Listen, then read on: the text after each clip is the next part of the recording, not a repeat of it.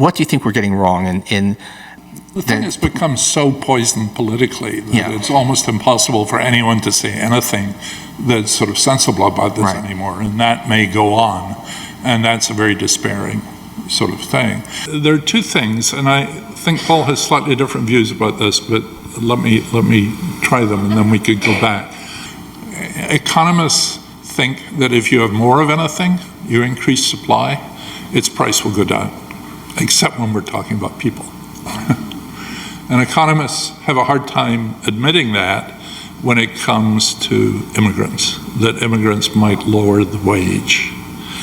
And there's, a very famous graph that Emmanuel Saez and Thomas Piketty drew in the late 90s, showing income inequality in America as being enormously high at the time they first have data, which is in the very early 20th century. It dips down to a nadir around 1970, and then it's picked back up again until we're almost back where they were.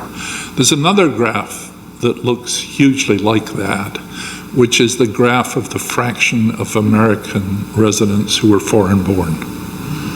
It was about 15% in the Gilded Age, and it went down to, I think, about 7. That number I'm a bit shaky on, around 1968, 70, and then is now back to about 15% again.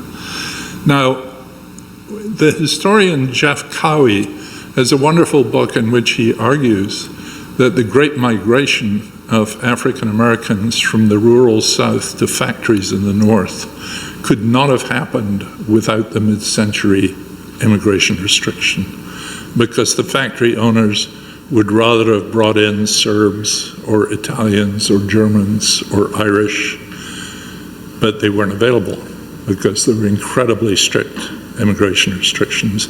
And so they were forced essentially to hire African Americans. And so the argument is that that is a wonderful example, if it's true. And remember, this is history, not formal econometrics. Right.